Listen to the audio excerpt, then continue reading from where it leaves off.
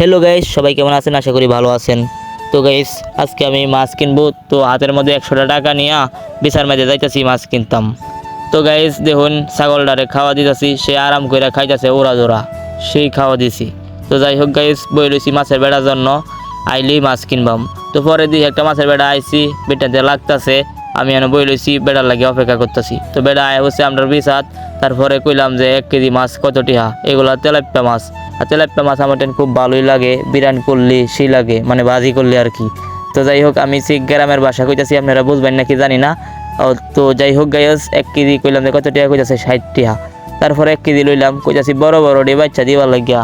হ্যাঁ কি করে, শুরু ডি বাচ্চা দে, কি আর করবাম। পরে আমি কই যে বড়টাই দিন, বড় একটা দিছি।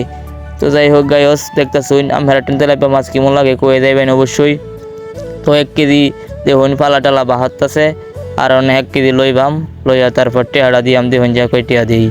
তো যাই হোক গাইস, হে মাপতাছে, মাফামাফি শেষ হইলে আমার তো দিব, এই অপেক্ষায় আছি। পালা টাল্লা সমান করতেছে এখন, দেখুন গাইস। তো গাইস 100 টাকা দিয়া তারপর আমার পরে 40 টাকা ফেরত দিছি, আর এটা নিয়ে এখন বাজি যাচ্ছি গা, আচ্ছা বাজি করবো আর ওরা ধরা খাইয়াম।